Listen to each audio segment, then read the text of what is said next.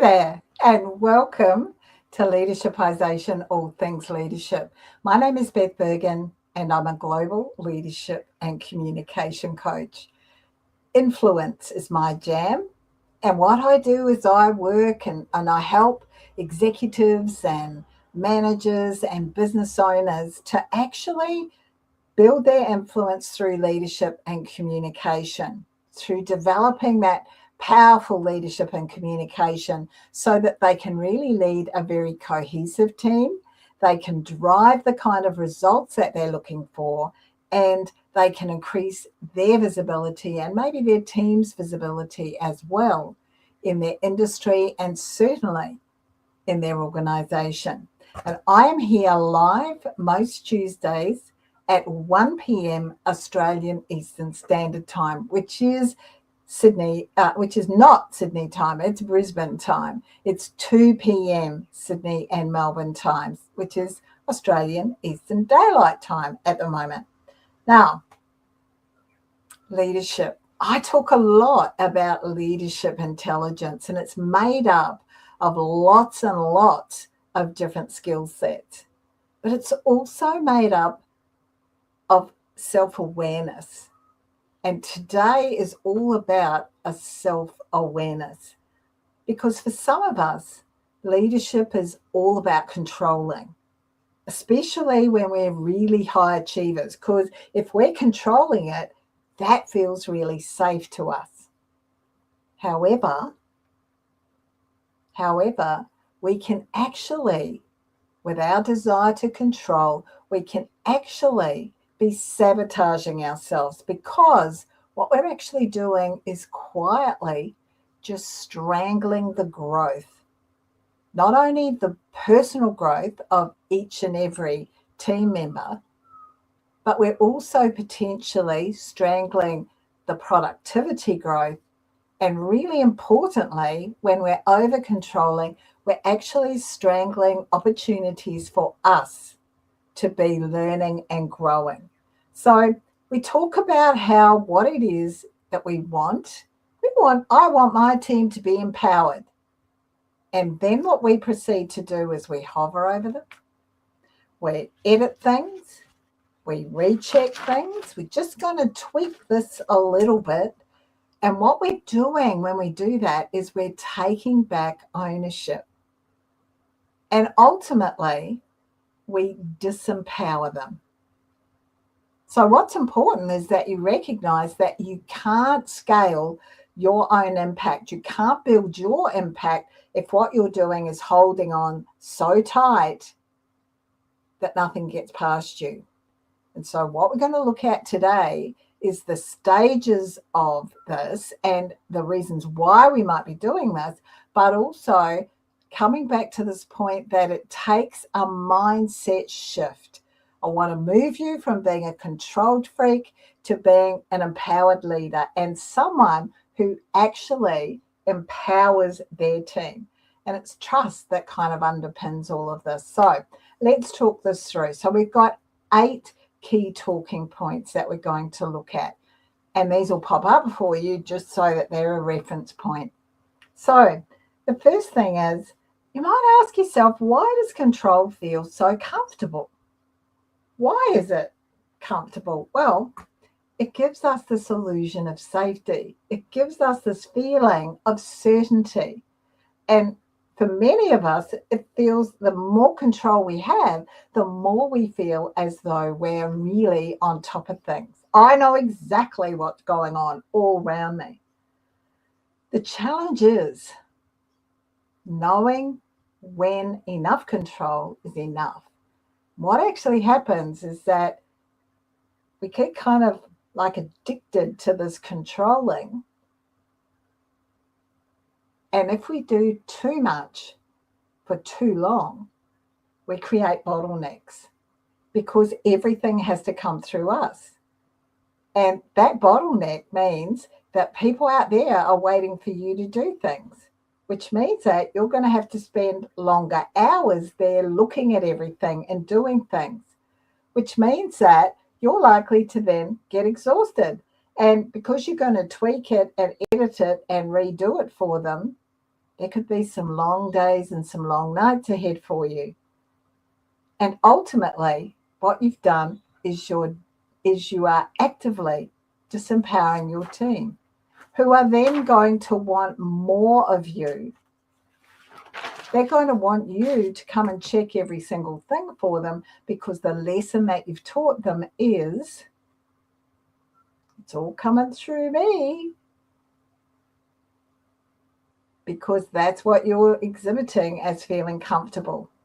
So the second point is this, like when we're doing this, even though it feels comfortable to us, there's actually fear that is underlying this desire for control. Now, this might be imposter syndrome. It might be fear of damaging your reputation. It might be, I'm brand new in this job. What am I going to do? It might be that you're fearful about making mistakes. It might be that you're scared that if you don't know every single thing, you will miss something. And what we do, our brains are awesome. They, if we're behaving in a certain way, and that's where our brain defaults to, very soon we're telling ourselves, oh, well, I'm setting the standards. Yep, by controlling everything, I'm setting those standards. And it really doesn't matter if I don't trust them at all.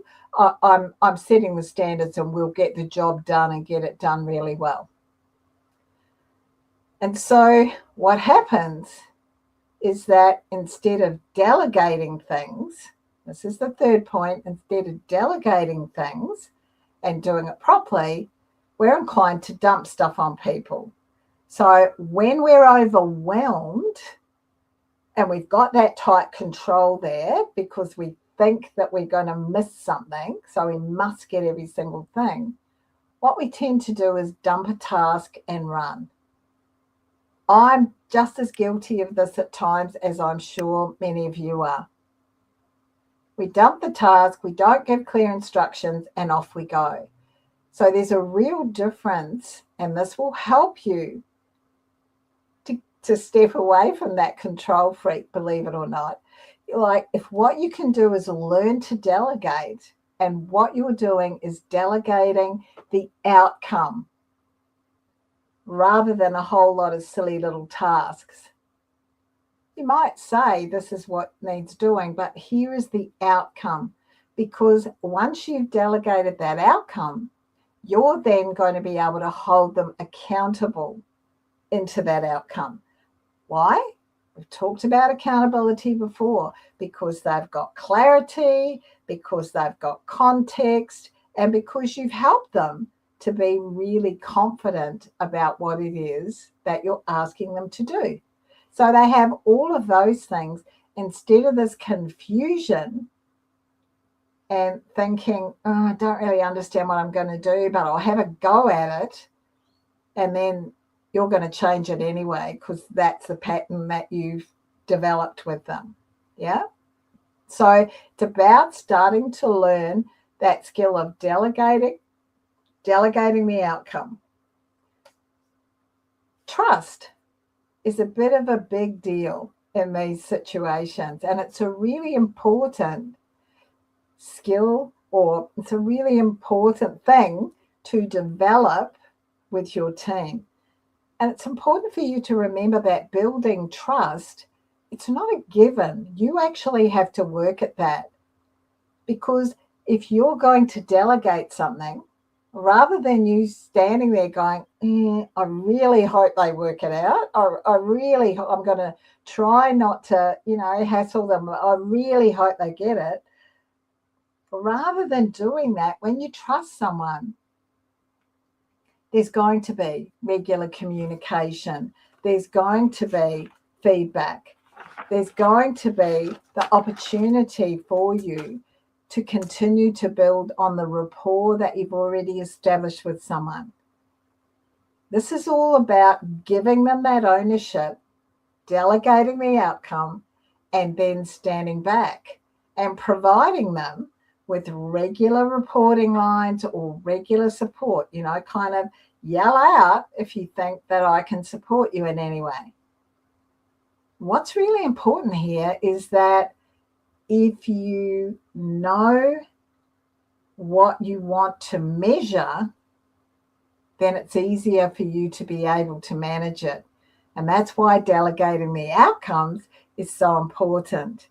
And that's also why trusting the person, making sure that you trust them, that's that leadership currency, making sure that you trust them is really important. So the fifth topic that sits under this is letting go. People worry that, oh, if I let go, I'm going to let the standards go. Oh, if I don't have this control, people won't work the way I want them to do. And what we do is we tell ourselves that the standards equal, that the control rather equals the outcomes, and that's all about the standards. So what I really encourage you to do is to learn to take a coaching leadership approach, where instead of solving every single problem, which disempowers your team, instead of controlling every single situation, you set some clear expectations, you give them the support that they need, and you tell them, I trust you to figure this out. I trust you to figure this out, and I'm here if you need some guidance. Yeah, and learn to do the delegation of the outcomes, give them the clear expectations, and then step back. Now, if you're a control freak, it'll be a little bit hard to begin with, but it's about actually watching them and allowing them to become empowered. So thinking about that, the sixth thing I want to talk to is this: empowerment in action. Ask yourself, as a leader, what does empowerment look like to you? Because if you're empowering your team, these are things you're going to be looking for. For me, it's a combination of that autonomy. I want them to be autonomous. I don't want them to come to me for every single decision. I want them to be able to use their initiative. I also want to be able to hold them accountable. And to do that, I've got to have given them the outcomes, and they've got to have everything really clear. I also want to give some acknowledgement here. So for me, empowerment is about them acknowledging the role that they've had to play, but also that others have had to play in the outcome. But it's two-way. It's about me acknowledging them as well and acknowledging the good work that they're doing.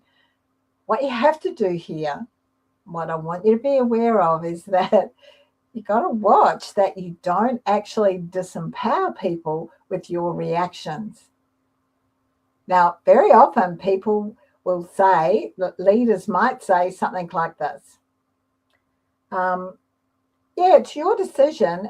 I'm fine for you to go with it. It's your decision. I mean, this is what I would do, but it's your decision, which is kind of a way of saying, I want you to do it this way, but I'm not going to tell you to do it. But if you choose what you're choosing, then maybe I won't be very satisfied or very happy.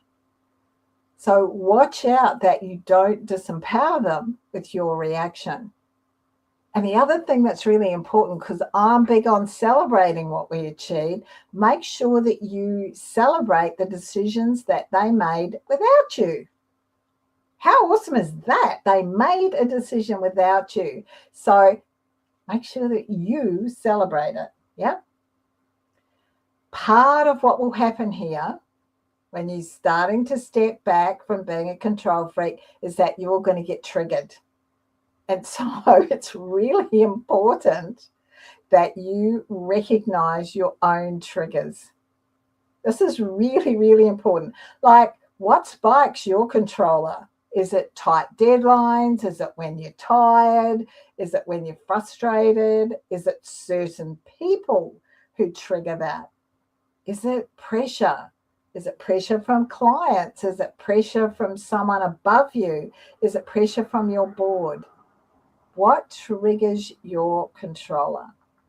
Because if you can identify your own triggers, then what you can learn to do, or when you identify them, what you can learn to do is to pause, take a few deep breaths, and be really deliberate about choosing trust.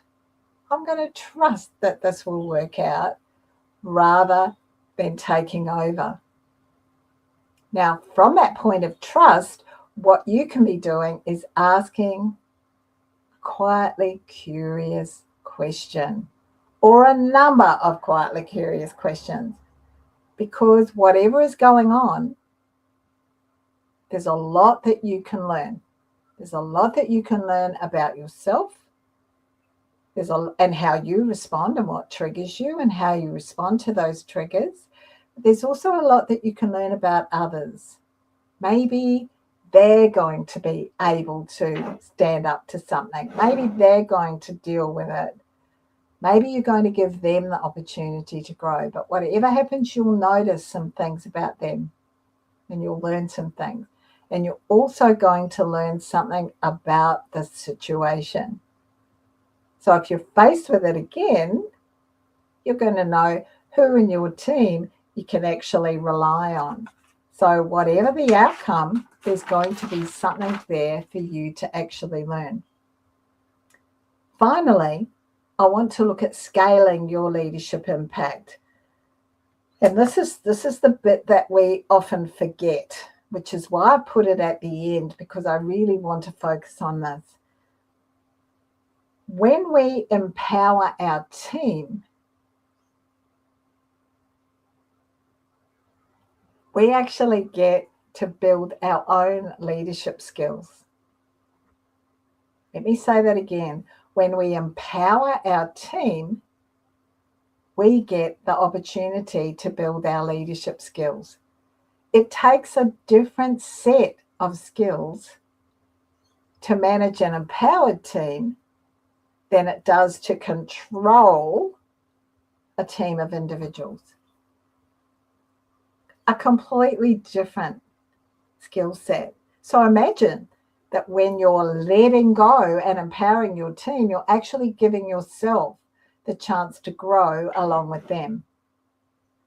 Being an empowered leader actually ensures that you're going to lead a positive or leave a positive footprint. Like the team were challenged, the team grew. People want to work for you. They want to work for you and with you because you give them that autonomy. You give them that acknowledgement. You hold them accountable.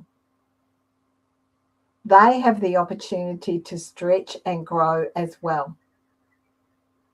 So, a little bit of a reflection for you. I like to ask a few questions for you just to be thinking about. So the first one is this. What's one area right now that you're holding on to too tightly? And then ask yourself, and why am I doing that? It might be this is the area that you think you're the weakest in. It might be that whoever in your team is looking after it, you haven't quite gelled with them yet. But actually think on that, reflect on that, and, okay, yeah, that's interesting. So once you've reflected on it, you're then going to be able to create some action. I want you to take some action straight away, which is why I've got this next reflection question in there. And this one is, what's one task or decision you could safely hand over this week? Now, notice I put the word safely in there. If we're turning you from a control freak to an empowered leader, I understand there's some fear under there. I understand that control does feel safe to you. Even if it's something really small, it's a small step for you and you've gotten started. And once you've done it with one thing, What's one task or decision that you could safely hand over this week? Remember, you're delegating the outcome, not just the task. Yeah. And the third thing is, the third reflection question is, how might you reframe letting go from losing control to gaining time and capacity? So how are you going to reframe it? Oh, I've got to let go, which makes us feel afraid, like I've got to let go. Human beings are afraid of falling. So if you talk about letting go, I'm going to fall. It won't work. So think about that. So it's about, well, if I let go of these things, I'm going to get more time and I'm going to get more capacity. Yeah. So have a think about how you might reframe that. So in summary, empowerment takes courage. Empowerment takes courage, and you need to trust yourself and them to do it. I know that it's comfortable to take control, but recognize that delegation isn't about losing control. It's about multiplying the capability. And empowered leaders create empowered teams. Delegation, empowered leaders, empowered teams. How awesome would that be? You get all that time and capability back. Okay, thank you for being here with me today. If you've got any questions or comments, pop them on the platform that you're watching this on, and we'll get back to you and answer those and connect whatever it is that you're wanting. We'll connect back with you. If you're watching this on replay, #replay would be awesome. Look, if you're interested in finding out more about working with me and building your influence, or, filling up your leadership intelligence toolbox, just book a call with me. It would be my pleasure to answer any questions that you might have. In the meantime, bye now, and I will see you next week. Bye now.